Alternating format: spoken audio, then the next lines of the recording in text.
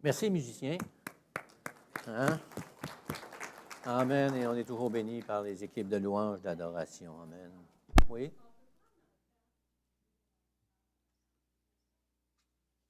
Oui? Oh.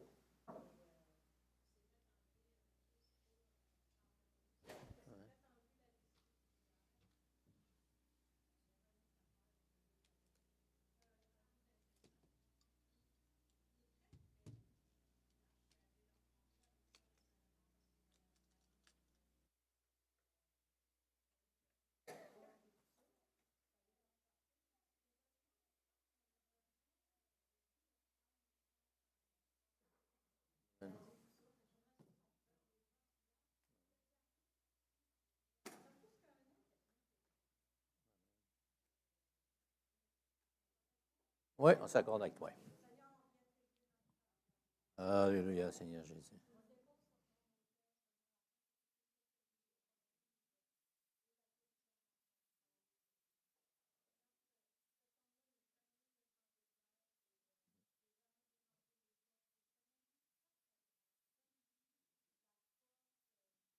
Alléluia, Seigneur Jésus.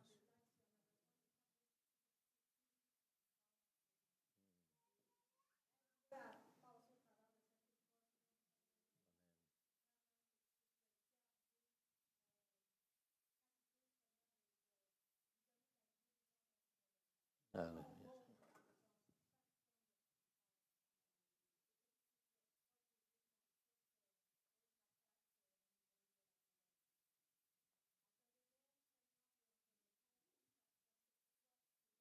Hmm.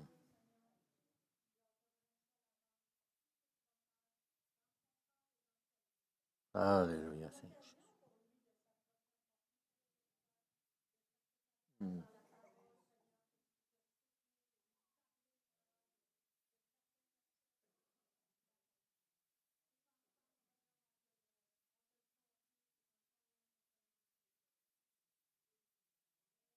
Amen. Gloire au Seigneur. Amen. C'est important de prier les uns pour les autres. Amen. Alléluia. Et c'est bon d'appeler les personnes, même s'ils ne sont pas parlantes. Vous savez, Gaston, il n'est pas parlant. Et il ne dira même pas qu'il est malade. J'ai parlé avec, mais il ne me l'avait même pas dit. C'est bon, pareil, d'apprendre des nouvelles, savoir comment est-ce qu'ils vont. Alléluia. Gloire au Seigneur. Vous n'entendez pas? Bon, on va lever le son. Gloire au Seigneur. Amen. Ah, bien, bienvenue les vieux là-bas. Dieu puisse vous bénir. J'entendais pas Alexandre, j'entendais pas Ariane, mais j'entends les petites, par exemple. Et c'est bénissant. Amen. C'est bénissant d'avoir des enfants qui parlent dans l'Église, on dirait que je suis dans le fond, je suis un peu haut, hein? Non, c'est correct. Je vais juste baisser mon micro. C'est parfait, là, hein? Est-ce que c'est correct? Si je baisse le ton, ben écoute, si je garde tout le temps le même ton, ça va être plate. Des fois, je lève la voix, des fois, je la baisse. Allez, gloire au Seigneur, on va faire de notre mieux. Alléluia. Je sais combien vous aimez le Seigneur, combien Dieu est grand, combien Dieu est merveilleux. Et comme chrétiens, vous savez, la parole de Dieu nous dit qu'on est la lumière dans les ténèbres, on est le sel de la terre. Amen. Est-ce que vous êtes d'accord avec ça? Amen. Et c'est pour ça qu'aujourd'hui, je parle d'un sujet qui est particulier, parce que, vous savez, lorsque on devient chrétien, on a beaucoup de théories, puis on a beaucoup de théologie. Avez-vous remarqué ça? Et moi, ce matin, je vais vous parler de la théorie, et je ne vous parlerai pas de théologie. Hein? Parce que la théologie, souvent, c'est des personnes qui ont fait des grosses études dans la parole de Dieu, puis là, ils sont d'opinions différentes sur certaines virgules, puis points dans la parole de Dieu, puis là, ça mène à nulle part. Alors, on va parler de théorie, parce que tous les chrétiens nés de nouveau, normalement, ils sont supposés de sonder les Écritures. Parce que s'ils ne sondent pas les Écritures, ils vont avoir des problèmes majeurs dans leur vie chrétienne et aussi leur vie normale. Et ce matin, je vais vous parler de la théorie que chaque chrétien, à la lecture de la parole de Dieu, va prendre dans son intelligence spirituelle Et il va normalement développer ça, qui va devenir de la pratique. Dieu, dans sa sagesse, il nous dit, qu'est-ce que ça fait lorsqu'on a juste de la théorie? Est-ce que vous vous êtes arrêté à ça? Si vous avez juste de la théorie et pas de pratique, comment est-ce que vous êtes? Il y a beaucoup de gens qui ont beaucoup de connaissances dans certains domaines, et quand ils arrivent sur le marché du travail, il arrive quelqu'un qui leur dit, oui, tu as la théorie, mais il te manque un peu de pratique.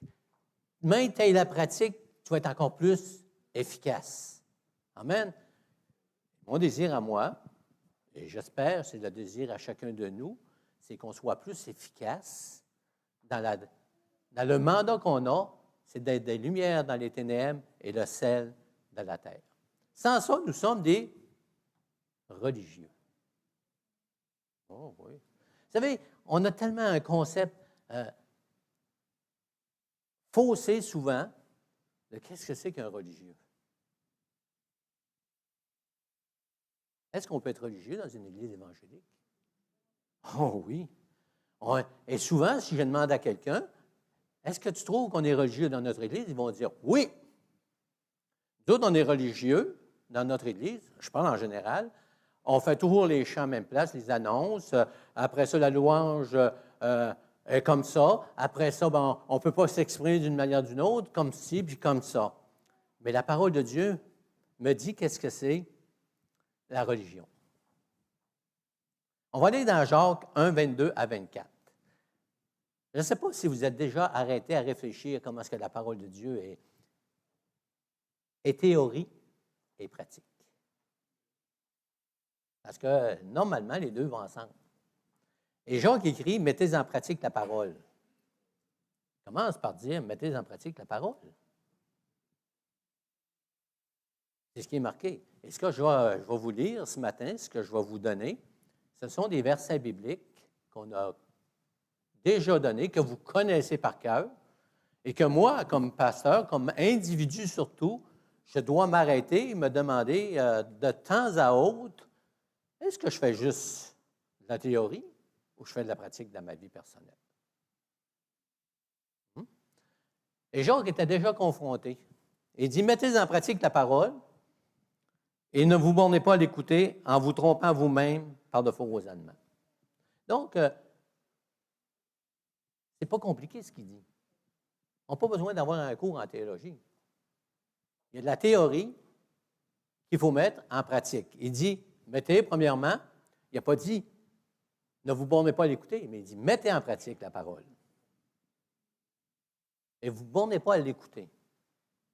Parce que tu fais juste écouter la parole de Dieu et tu ne la mets pas en pratique, tu vas te leurrer toi-même. Tu vas te faire des histoires dans ta vie personnelle. En vous trompant vous-même. C'est ça qu'il dit, par de faux raisonnements.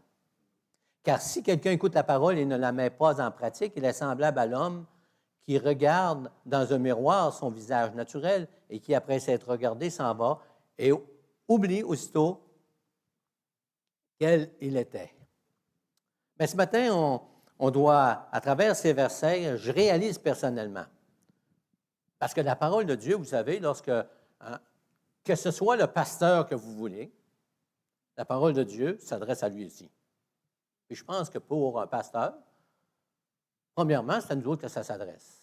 Parce que nous sommes là pour emporter le message de la parole de Dieu. Donc, premièrement, je me parle aussi, puis je parle à l'Assemblée, et partout dans ce monde, il y a des églises de différentes dénominations, et le Seigneur, le Saint-Esprit, veut parler. Amen. Amen. Malheureusement, on fait juste écouter. Oh, parle-moi, Seigneur, donne-moi, parle-moi, Seigneur. Et là, le Saint-Esprit vient, il nous donne une direction, on ne l'écoute pas. Et là, on se trompe parce que la parole de Dieu me dit que je me regarde comme au travers d'un miroir, puis je reviens comme avant d'avoir connu le Seigneur. Et je ne sais pas comment vous étiez avant d'avoir connu le Seigneur. Si vous ne me trouvez pas drôle aujourd'hui, imaginez avant de connaître le Seigneur comment j'étais. C'est aussi bien de ne pas me connaître. Hein? Donc, Ce que Dieu désire, c'est qu'on ait une transformation de notre ancienne nature. Pourquoi est-ce que Dieu veut ça? Parce que Dieu veut le mieux pour nous autres. Amen. Et l'Église, c'est un, normalement. Vous êtes un corps, la parole de Dieu nous dit. Amen. Si je ne mets pas de la pratique à ma théorie, il va y avoir aucun résultat dans ma vie. Autant ma vie spirituelle que ma vie terrestre. Telle est ma vie spirituelle, telle est ma terrestre. Ouh! Ouh! Oui. Telle est ma vie spirituelle, telle est ma vie terrestre. Ce qu'on a lu ce matin, pour moi, c'est une richesse infinie. Parce que toute la parole de Dieu, là, c'est une richesse infinie. Car elle me démontre que si je mets en pratique la parole de Dieu, si je ne la mets pas en pratique, je deviens un homme religieux. Plein de connaissances, et qui est assis dans une église, quelle que soit la dénomination de l'église. Si je ne mets pas la parole de Dieu en pratique, je suis un homme religieux, au même titre qu'avant que je connaisse le Seigneur. Quelle que soit la religion que je pratiquais anciennement, c'était... Parce que dans notre contexte, on pense que pratiquer la religion, c'est juste aller dans une église. Mais il y a différentes religions, parce que les gens sont en quête de spiritualité et ils ont fait des mouvements, nouvel âge et ainsi de suite, des religions, sans s'en rendre compte. Et la religion, elle a pour principe de dire, fais ce que je dis, mais fais pas ce que je fais.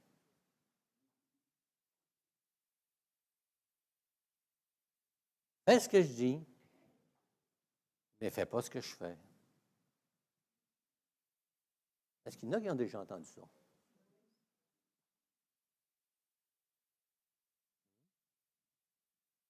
Fais ce que je dis, mais fais pas.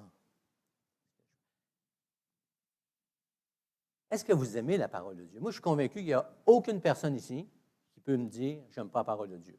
Si vous êtes dans une église, ça veut confesser Jésus-Christ comme votre sauveur personnel, vous aimez les Écritures. Amen.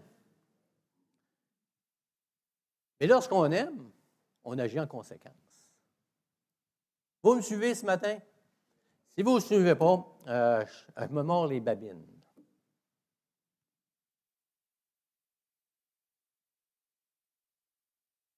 Je prêche avec des gants blancs.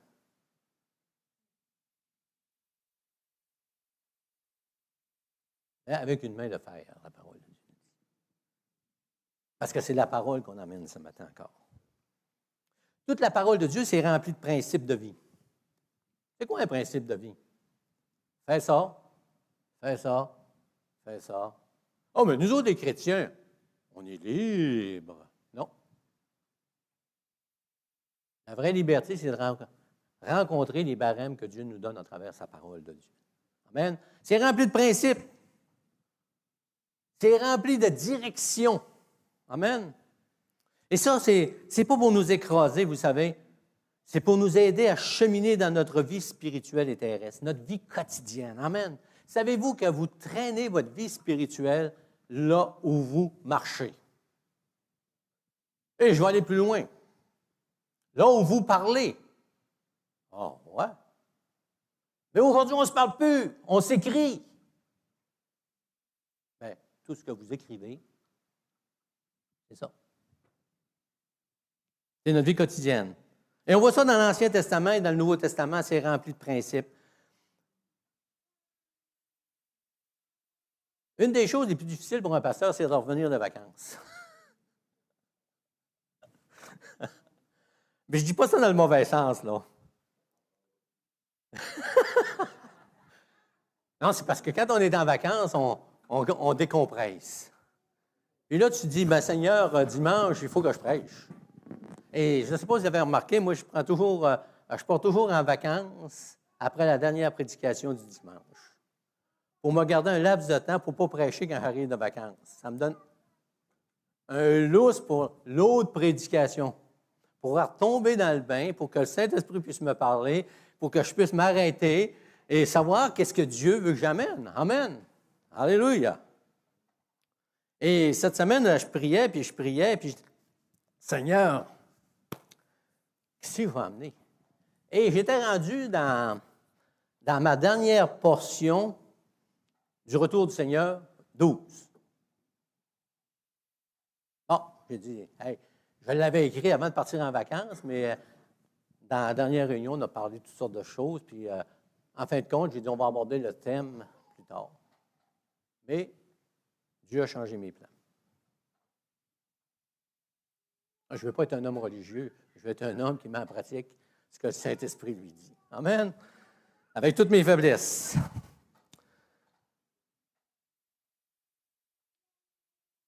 Et ce matin, je vais m'examiner, puis que chacun de nous s'examine. Que chacun de nous se questionne, qu'il se donne sa réponse à lui personnellement. Bon, peut-être que je suis compliqué. Autrement dit, à travers ce que je vais regarder ce matin, moi, je m'examine, puis je vais dire, je suis dans le champ ou je ne suis pas dans le champ. Il faut que je sois honnête. Il faut qu'on soit honnête dans la vie, là. On peut cacher les choses aux autres. On peut même se le cacher à nous autres, mais on ne peut pas le cacher au Saint-Esprit.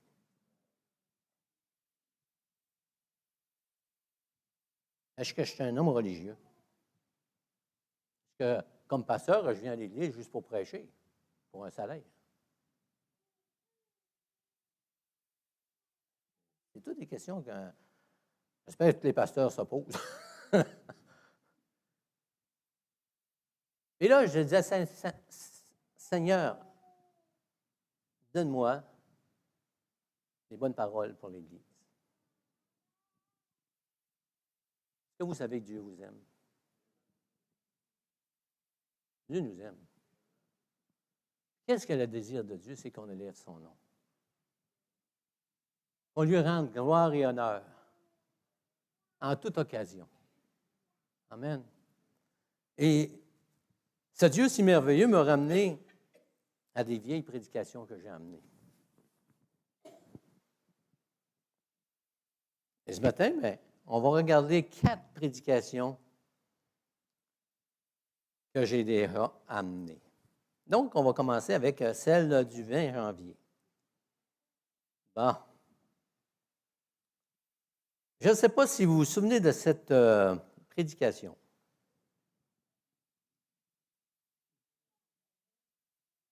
Il y a des vérités là-dedans, parce que c'est de la parole de Dieu. Hein? On a discuté là-dessus.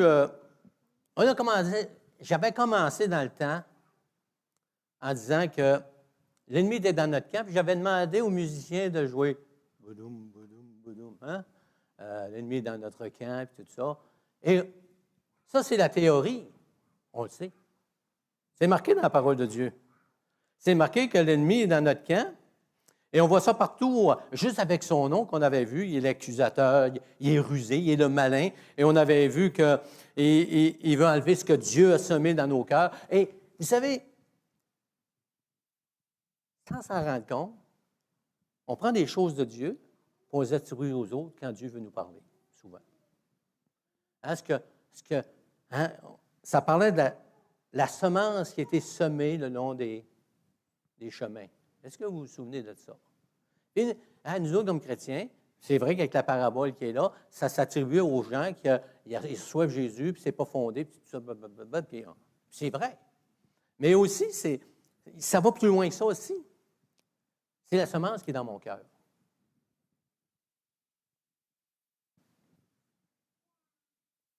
La semence qui est dans mon cœur, elle va germer. Et on a vu que le malin était rusé. Et on voit ça dans différentes parties des Écritures, qu'il est le Dieu de ce siècle, qu'il est le prince de l'air, le prince de ce monde, et tous des versets que, théoriquement, nous connaissons.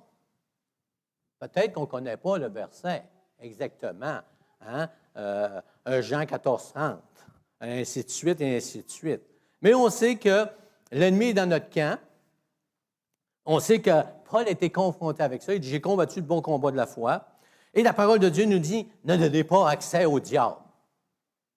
Mais pasteur, est-ce que tu vois avec tes skis à matin? On sait tout ça.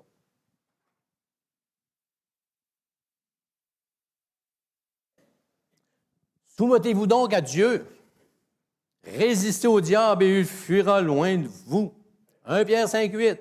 Soyez sobres, veillez.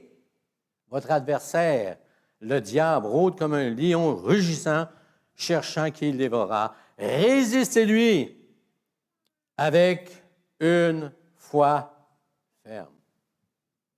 Et on est allé plus loin que ça. On est allé dans un domaine particulier où on a dit que la première des choses que l'ennemi veut détruire, c'est notre personne. Il veut détruire notre intérieur, notre spiritualité. Il veut la détruire.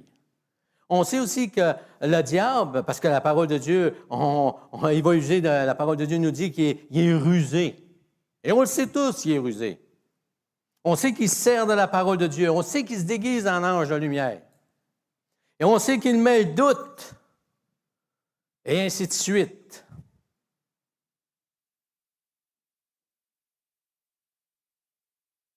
Mais ce que je trouve intéressant,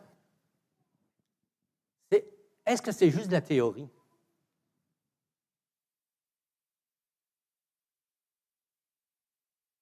Ou c'est de la pratique?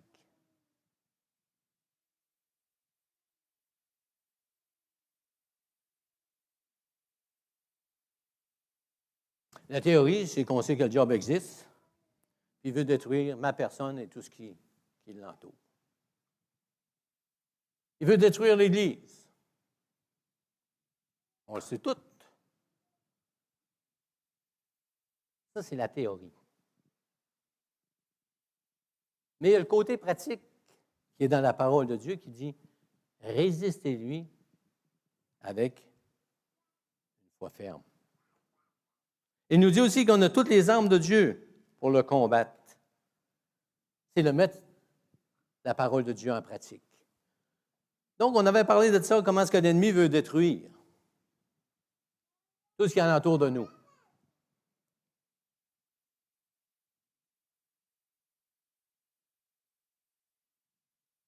Et on sait qu'il est rusé, puis il peut se servir jusque de moi pour détruire alentour de moi. Donc, il faut que je sois vigilant pour ne pas tomber dans le panneau. Des fois, on est bien intentionné, mais on ne fait pas attention, puis le diable nous saisit, puis on fait ce qu'il veut. Mais là, on dit, hey, souvent on se pense religieux, on se pense bon, mais en réalité, on est des religieux. Ça, j'avais prêché ça sur le diable, le 20 janvier 2020. Un petit peu plus qu'un an. Est-ce que ces dates sonnent à vos oreilles? Moi, je suis un auditeur oublieux, parfois, sur ce que j'ai déjà amené comme prédication. Et c'est pour ça que je regarde tout ça dans mes archives, pour ne pas essayer de répéter la même chose tout le temps. Mais c'est là pareil, et je bénis le Seigneur que quand je faisais ma rétrospective, en revenant de mes vacances, le Seigneur m'a amené dans cette direction-là. Un pasteur, c'est comme un père de famille.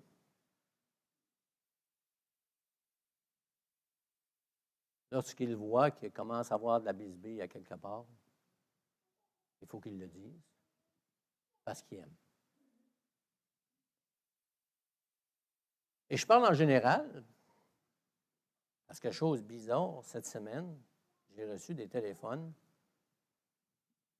de personnes que je connais dans les autres églises qui me partageaient comment est-ce que leur église est tombée sous le joug du diable. Ils n'ont pas fait attention. Parce que le diable veut détruire l'Église. Mais si on ne veut pas que l'Église soit détruite, il faut agir en conséquence de la parole de Dieu. Il faut lui résister, il faut regarder, il faut sonder les Écritures, il faut regarder où est-ce que je suis rendu, quelle est ma façon, de quelle manière est-ce que j'agis, quels sont les motifs de mon cœur, et ainsi de suite. Mais je sais qu'il va agir. Et la façon la plus... Je n'ai pas de mots pour expliquer. Rusée. C'est de se servir de l'arme meurtrière. Le 02 février 2020, on a parlé de cette arme meurtrière. Qu'est-ce qu'on a dit?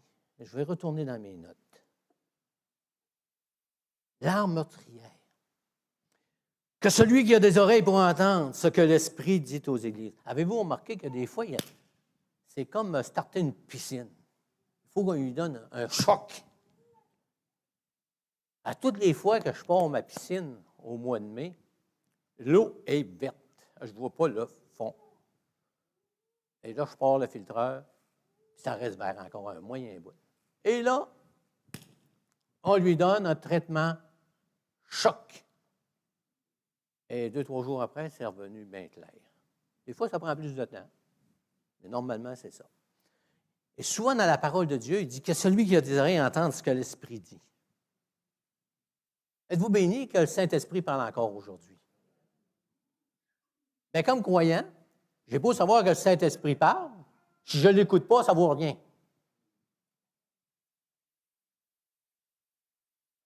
C'est vrai.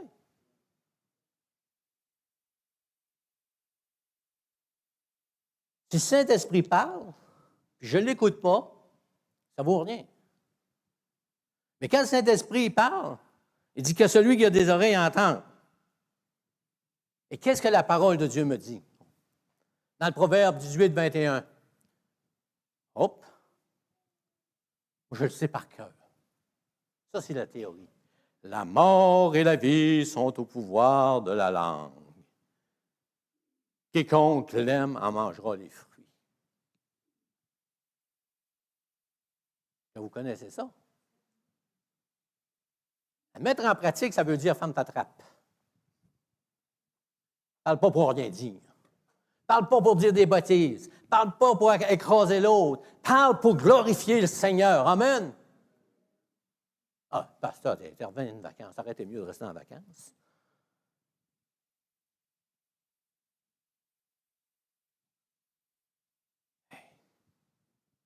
Tu vas en vacances, tu dis, hey, j'ai hâte de rencontrer des chrétiens. On va parler du Seigneur. Hey, ça fait longtemps, là, je ne suis pas allé dans mon coin de pays, je vais rencontrer des chrétiens, peut-être, on va parler du Seigneur. Bang, tu vas dans ton coin de pays, tu rencontres des chrétiens, puis ils parlent, il y a une chose qu'ils ne parlent pas, c'est du Seigneur.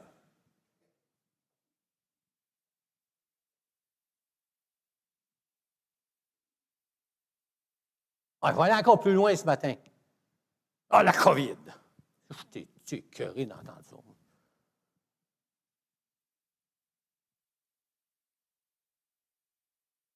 La mort et la vie sont au pouvoir de la langue. Ah! Quand je veux la mettre en pratique, j'ai toujours une solution théorique. On n'est pas parfait. C'est marqué qu'on ne peut pas tenir notre langue en bride. C'est ce que je te dis. On ne peut pas tenir notre langue en bride.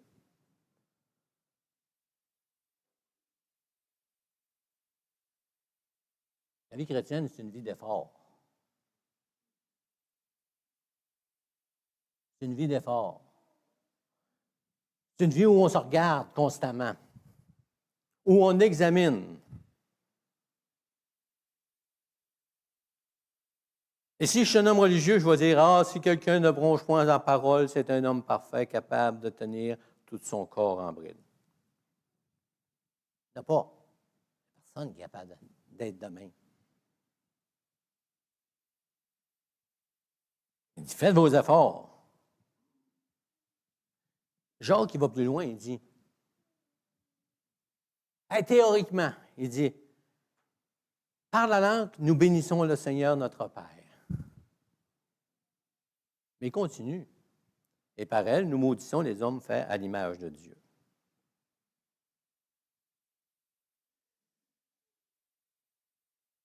On avait développé à travers cette prédication du mois de février 2020 que mes paroles, mes écrits atteignent les autres.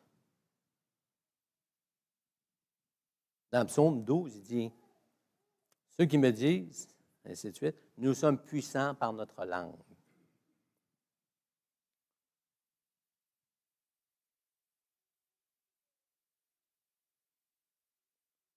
Proverbe 21 me dit que mes paroles vont m'atteindre un jour ou l'autre.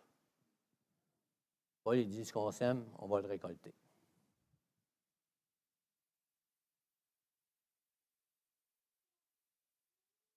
Avec des citations, regarde tout ça, là. Bon, j'en fais des recherches.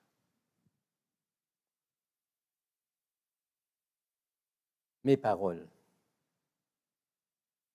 Mes paroles. Ma prédication. J'ai beau avoir cette théorie de savoir tout ça. Mes paroles dans l'Assemblée, mes paroles en dehors de l'Assemblée.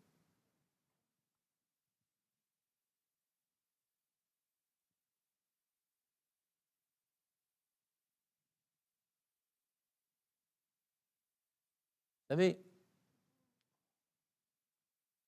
il nous manque quelque chose de ce ainsi pour avoir un réveil dans nos églises. Je parle en général.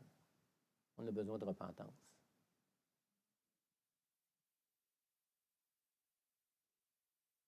On a besoin de revenir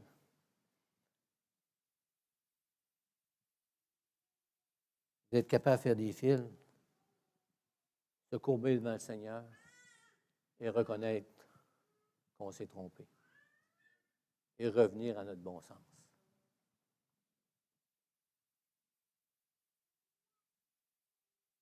Partout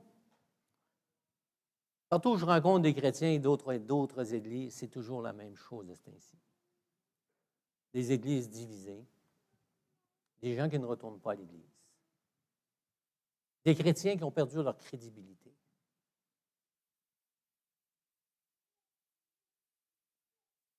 Est-ce que je suis crédible?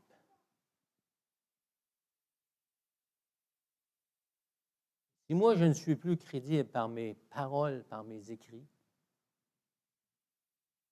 mon Église n'est plus crédible. Ça me fait mal. Lorsque j'entends des chrétiens, ici comme ailleurs, dire, pasteur, comment est-ce que tu veux que j'amène quelqu'un à l'Église? C'est le free-for-all là-dedans. Ils ne parlent plus du Seigneur, ils se débordent les uns les autres.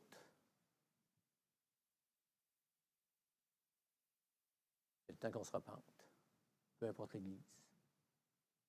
Parce qu'on est tombé dans la ruse du diable. Sous prétexte d'une spiritualité.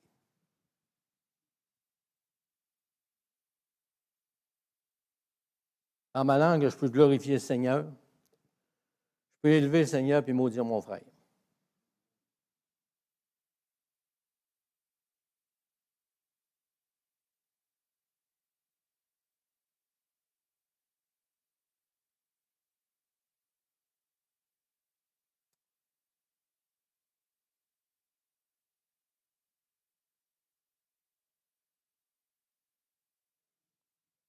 C'est beau de savoir ça.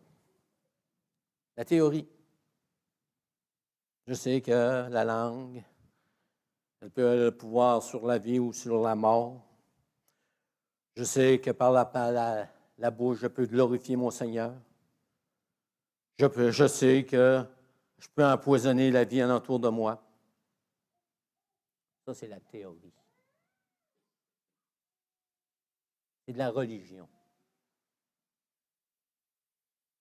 Mais la pratique, c'est dur. Et c'est là que Dieu révèle mon cœur avec mes faiblesses. Il ne me dit pas que je ne parlerai pas trop de temps en temps. Ce n'est pas ça qu'il dit. Il sait que je suis un être humain. mais il sait que je dois mettre la parole de Dieu en pratique. Et je dois tout faire pour ne pas retomber dans mon ancien comportement. Que je dois apprendre à maîtriser mes paroles. Je dois apprendre à m'affirmer. Je dois apprendre à ne pas écrire n'importe quoi. À faire attention pour que les gens voient une crédibilité à quelque part.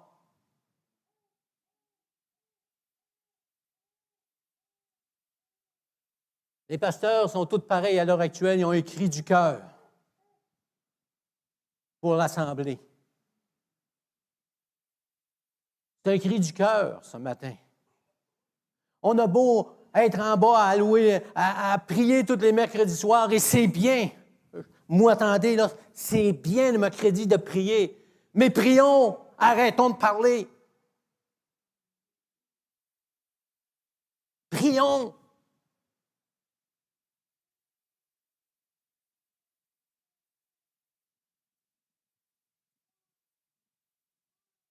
Suis-je un religieux? On continue. Quelle date? On va aller voir ça. Le 12 juillet. Bon, c'est ça? Oui. 12 juillet. Oh, là, matin, là, je vous dis quelque chose. Romains 14, 1. Avec douceur. Douceur, j'ai apporté la parole de Dieu. Je pense. J'essaie. Je ne suis pas tout le temps doux, je pense. Des fois, c'est un petit peu sec. Pardonnez-moi.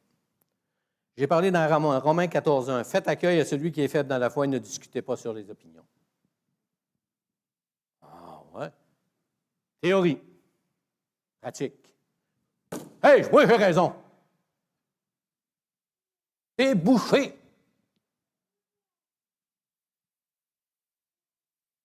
On a parlé de ça.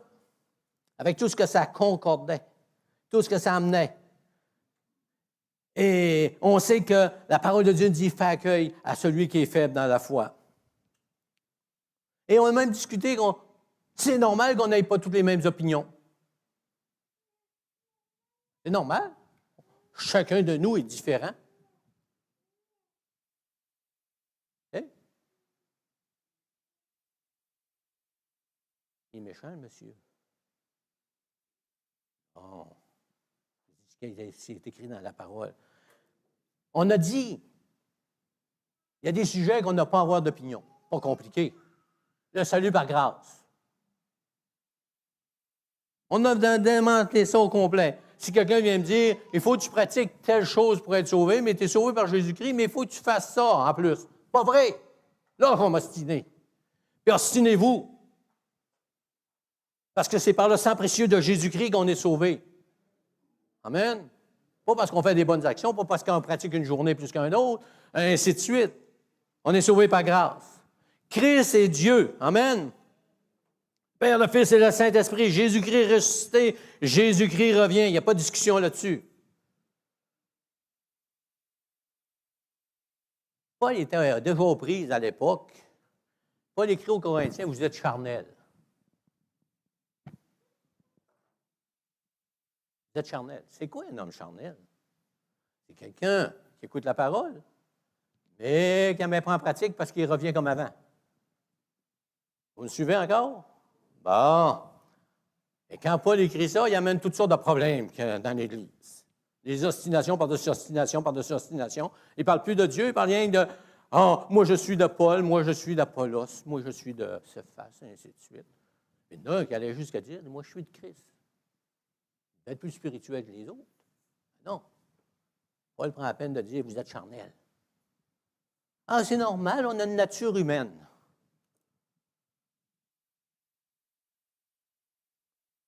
Paul était pris avec des végétariens et des véganes.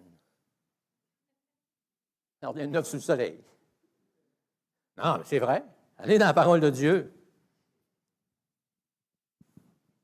Il y en a qui faisaient la distinction des jours, des fêtes, des sabbats, ainsi de suite.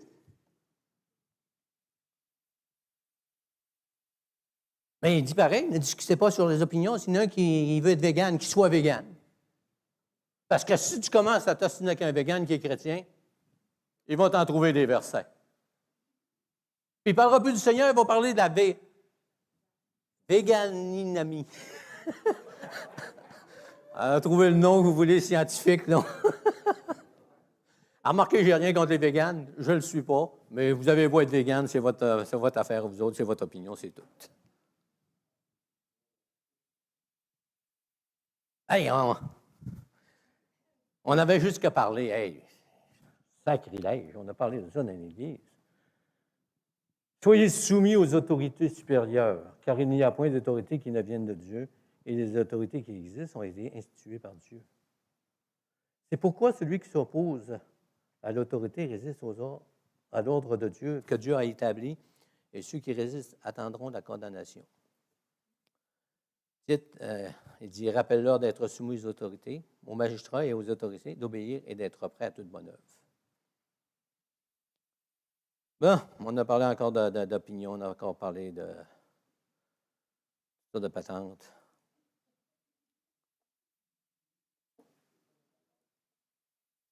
On a parlé de vérité. Et je vous dis ce matin, vous pouvez avoir des opinions différentes. Et c'est pas drôle, des fois. Oh, je vais le dire. Arrêtez de garder ça pour moi. Est-ce qu'il y a quelqu'un ici, je lui ai demandé s'il avait été vacciné? Personne ici peut dire, personne m'a demandé si j'ai été vacciné. C'est pas mon problème, c'est ton problème. Mais moi, si je suis vacciné, c'est pas ton problème, c'est mon problème. Et si je commence à m'ostiner là-dessus, je suis religieux. Parce que mon opinion va prendre la place du Seigneur.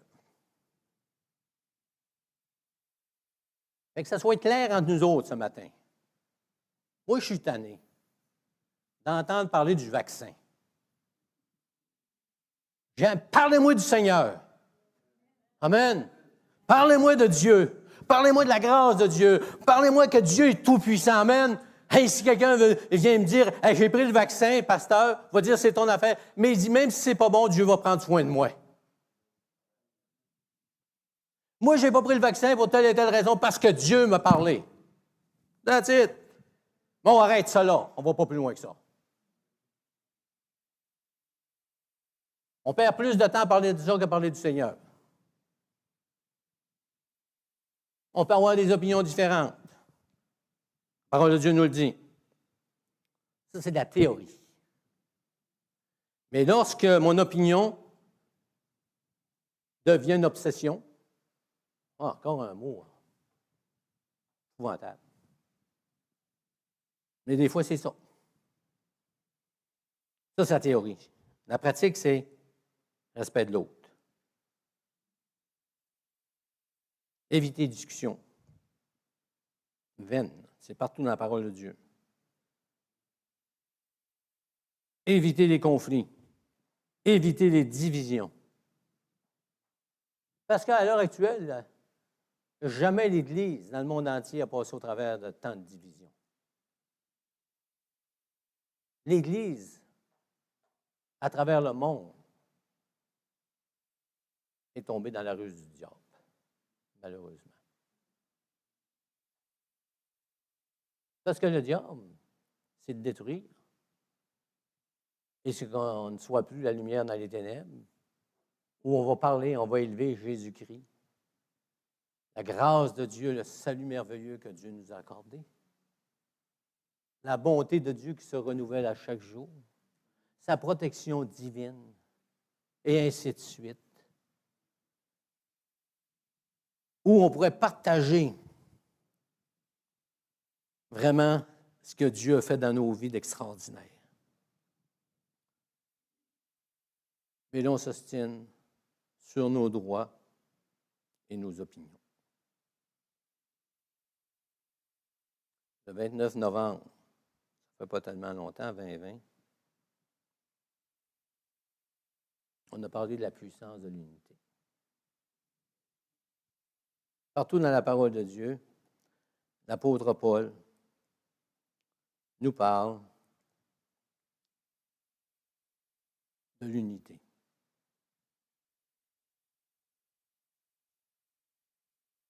Paul nous invite à réfléchir et dit, nous formons un seul corps. Quand un membre souffre, l'Église est en souffrance. Frères et sœurs, notre Église, les Églises sont en souffrance.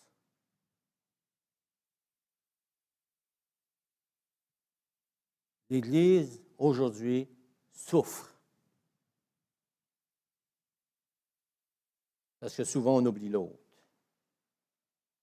Oui, on a cette théorie d'unité. L'Église est un. Mais pour être un, il faut être centré sur Christ. Et non centré sur les situations qu'on vit à chaque jour. Ça, c'est comme le gars qui se lève le matin du pied gauche. Qu'est-ce qui arrive? Avez-vous cette expression-là, se lever sur le pied gauche? Hein? Ça veut dire, tu commences ta journée, là. Tu n'as pas fait 2 pas en bas de ton lit, là, on va en avoir une moyenne aujourd'hui. Hein? Ils ont aller mal aujourd'hui. Oui, il me semble. Et là, tu arrives à l'ouvrage, là, ça va mal. Oh, je savais que ça allait aller mal. Puis là, tu es rendu à midi, tu vas dîner, puis là, tu manges ton lunch. Ouais, l'après-midi n'est pas passé. Tu t'animes. Tu t'animes sur la situation que tu projettes devant toi. Là, tu as fini de travailler, et au lieu de dire « Enfin, je m'en vais chez nous, je vais voir ma femme, mes enfants, je vais manger un bon lunch. » Hey, la bonne femme, va-tu avoir fait à souper comme il faut à soir? Les enfants vont-tu être tranquilles? Ah, ça va bien, hein? Mais si on n'est pas centré sur Christ, c'est ça qui arrive. Même dans notre vie, soi-disant spirituelle. Si je passe mon temps à parler d'autre chose que de Jésus, puis me centrer sur des situations, m'animer sur une situation que j'ai une opinion, tu as le droit d'avoir une opinion. Puis c'est ta responsabilité. Mais si ton opinion devient une obsession, bien là, Christ ne sera plus le centre de ta vie. Ça va être ton obsession. Et l'unité, vous savez comment ça se bâtit? Il n'y a rien de facile dans la parole de Dieu lorsqu'on la met en pratique.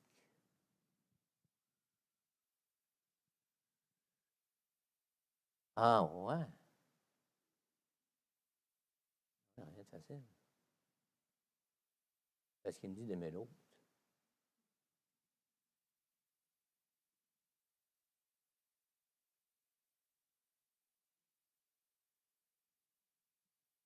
Même si ce n'est pas de ton opinion.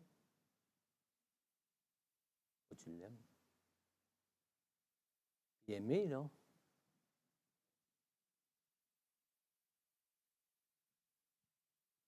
Je parlais avec une personne un jour, pas ici. Et il me dit, il vient dans mon bureau, dans notre église. Moi, pasteur, je t'ai écœuré. Tu m'entends-tu? Moi, je t'ai écœuré. Qu'est-ce qui s'est passé? Ah, je t'ai écœuré. Ben, voyons donc. Oh, on va peut-être un plomb, pasteur. Ah, je t'ai écœuré. Ben, voyons, qu'est-ce qui s'est passé? Tu sais, le frère, là, je ne veux pas savoir son nom, là, qu'est-ce qui se passe, là, avec toi, là? Ben là, il faut que je me prive encore dans mon droit. Pour lui. Parce qu'il ne comprend rien. Ben, l'amour dit, prive-toi de ton droit. Aime. Aime. Aime. Aimer, c'est pas facile.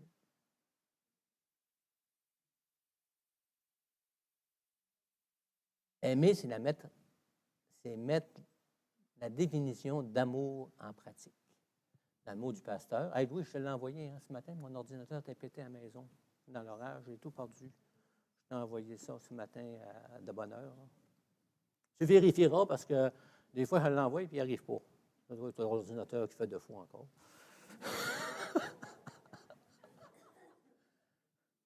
Et là-dessus, je prends la peine de donner la définition qu'on fait le mercredi soir depuis le mois de mai. Si vous écoutez des petites capsules, là, c'est un encouragement. Et j'ai pris la définition, non pas des hommes, parce que les hommes, eux autres, on sait ce que c'est que l'amour, mais la définition dans 1 Corinthiens de l'amour. Si tu vis ça, comme c'est écrit dans la parole, tu mets ça en pratique, mon homme, tu vas commencer à être spirituel en babite. Ah oui. Et tu vas être spirituel. Fais-toi pas les bretelles parce que ça ne sera pas long, tu vas t'apercevoir. Des fois, tu en manques un petit peu.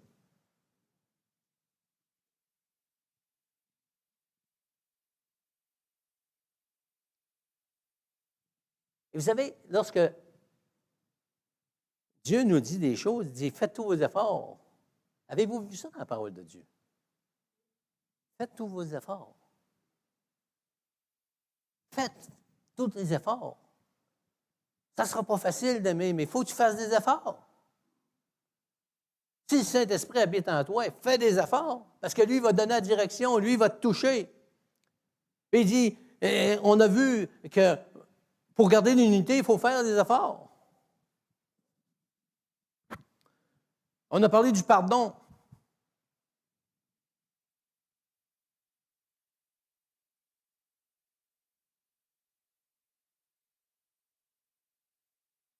On a parlé de réconciliation.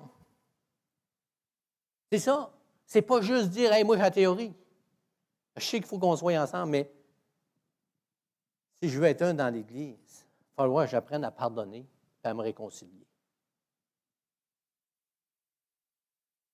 Parce que des fois, je vais faire des erreurs. Je vais être obligé de demander pardon. Mais des fois, ça va être l'autre qui va faire des erreurs. Et là, même s'il a fait une erreur, moi, il va falloir que je lui pardonne aussi.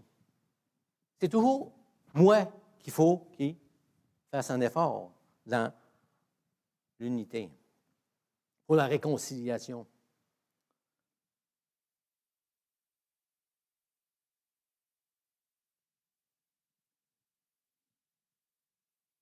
Là, ça va être un serviteur pour l'unité.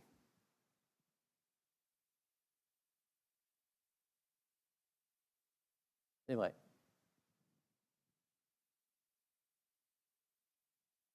Serviteur pour être dans l'unité. On sait qu'il est un serviteur dans l'Église. Ça peut arriver qu'on passe au cash. Parce que malheureusement, parfois, je suis un religieux.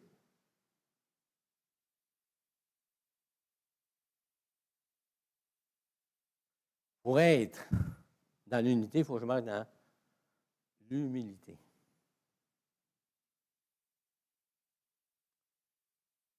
Que l'humilité vous fasse regarder les autres comme étant au-dessus de vous-même. Que chacun de vous, au lieu de considérer ses propres intérêts, considère aussi ceux des autres.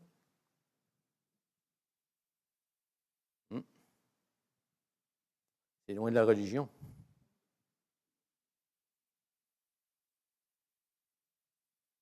On avait vu aussi que pour l'unité, il faut savoir se supporter les uns les autres.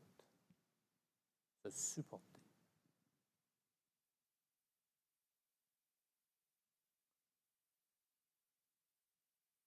Ça veut dire aussi avoir de la compassion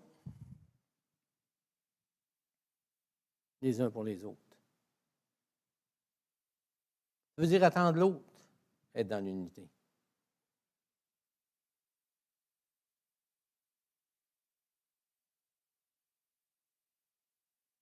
La puissance de l'unité. La théorie, c'est qu'on sait que c'est le désir de Dieu. Parce que plus on va être unis, plus on va être fort. Puis, si on est ensemble, l'ennemi va avoir du fil à retordre pas mal. Et comme on a vu dans la parole, c'est marqué, je dois faire tous mes efforts pour conserver l'unité. Je dois marcher dans l'amour. Et ce matin, réfléchissons.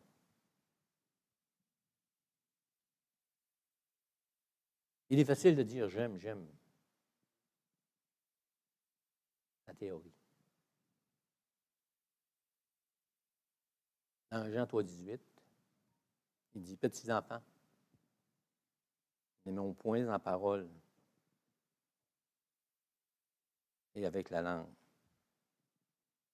mais en action et avec vérité. Par là, nous connaîtrons que nous sommes de la vérité et nous rassurerons nos cœurs devant lui. » Dans Jean 13,35, « Ceci, tous connaîtront que vous êtes mes disciples. »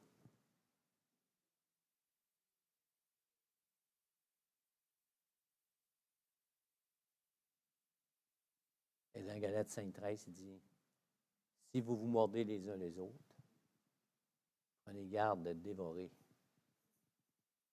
les uns par les autres. » La théorie, ben, on la connaît, je dois aimer. La pratique, c'est de faire tous ses efforts pour aimer, même celui qui n'est pas aimable.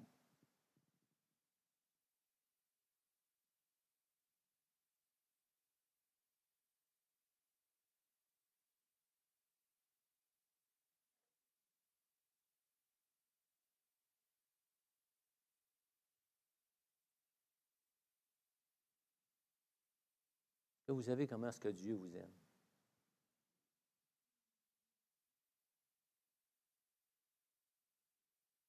Ce que j'ai lu ce matin, c'était des versets.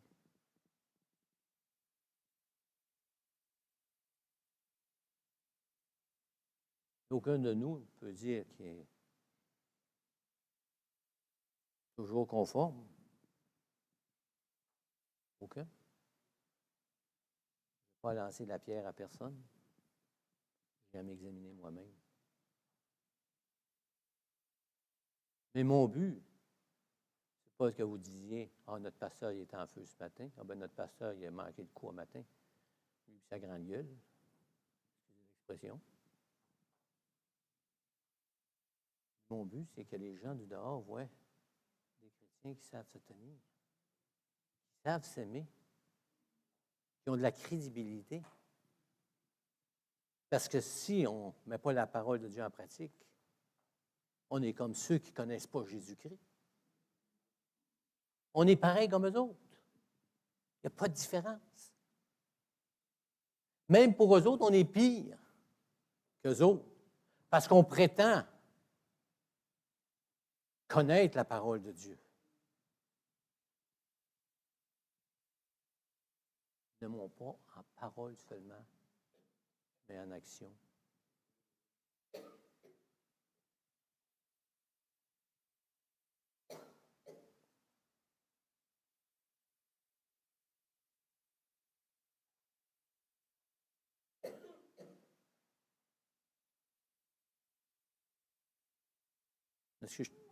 Est-ce que j'ai oublié le principal? Élever le nom de Jésus. Mais arrêtez. C'est drôle, pareil, les gens de Léon, ils ont des super de bonnes réflexions. Je parlais avec un gars qui ne connaît pas le Seigneur, puis il me dit simplement, tu sais, Gilles, la COVID, elle m'a fait du bien. Ah, ouais? Oui. L'as-tu attrapé? Non, non, je n'ai pas attrapé. Mais, tu sais, moi, là, la maison, là, je ne suis pas bon de la maison. Puis là, comment? Et là, j'ai appris à m'arrêter chez nous, avec ma femme et mes enfants. Ça m'a fait du bien. J'ai vu une autre dimension de la vie. Je me suis arrêté. J'ai pris du bon temps.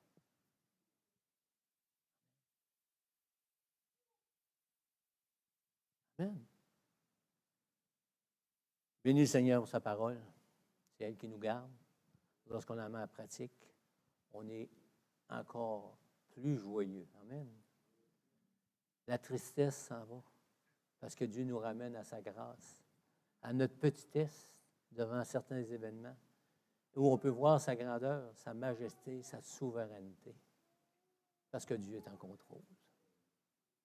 Alléluia. Mais ce qui me console, c'est de savoir qu'on est victorieux en Jésus-Christ. Et malgré tout ça, Dieu forme chacun de nous à sa façon, dans des situations différentes, et que l'Église va grandir à travers tout ça. Et que Dieu va rajouter à son Église. Amen. Mais moi, je dois, entre-temps, vivre la parole de Dieu. Plus que la connaître, la vivre aussi. Amen. On va se lever ensemble, puis je vais remercier le Seigneur. Seigneur, on voit ta bonté, on voit ton amour à travers ta parole. On voit les directions, Seigneur. On voit tout ce que tu nous donnes, Seigneur, pour qu'on puisse cheminer en nouveauté de vie, Seigneur. N'hésite pas à marcher comme on marchait autrefois, Seigneur, de marcher dans cette nouvelle dimension que le Saint-Esprit nous donne, parce que ce Saint-Esprit nous a révélé ta personne, ô Jésus. Le Saint-Esprit nous a révélé ta grâce, nous a révélé que sur la croix, tu as tout accompli une fois pour toutes et que nos péchés sont pardonnés.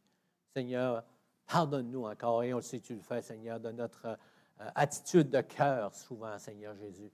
Parce que souvent, Seigneur, lorsqu'on a une attitude de cœur, parce qu'on veut avoir raison d'un côté comme de l'autre, Seigneur, l'ennemi se tape dans les mains, Seigneur. Il se réjouit. Mais Seigneur, c'est en toi qu'on se réjouit, dans ta personne. Et que durant cette semaine, Seigneur, que ce soit les écluses des cieux qui soient ouvertes, Seigneur, et qu'on puisse célébrer ta grâce, Seigneur, partager ton salut, ta bonté, Seigneur. Oh, oui, Éternel, combien tu es patient, bon envers nous, Éternel. Continue ton œuvre par ton Saint-Esprit. Continue de nous parler, Seigneur, par ton Saint-Esprit. Continue au travers de ta parole de nous conduire, Seigneur Jésus. Ouvre nos intelligences, Seigneur, spirituelles, Seigneur. Donne-nous, Seigneur, de faire tous nos efforts pour mettre ta parole en pratique dans des situations, Seigneur, où, Seigneur, notre nature humaine est contraire à ça, Seigneur, mais qu'on puisse être à genoux devant ton trône de grâce et demander, Seigneur, la puissance du Saint-Esprit dans nos vies pour être un témoin fidèle, Seigneur. Oh, alléluia. Merci, Seigneur. Merci pour la semaine qui est devant moi, Seigneur. Merci, Seigneur, que tes bontés se renouvellent à chaque jour. Et je te donne toute la gloire et l'honneur, Seigneur Jésus. Amen et amen. Dieu vous bénisse abondamment. Gardez les yeux sur le Seigneur. Parlez du Seigneur. Élevez le nom de Jésus et sa grâce.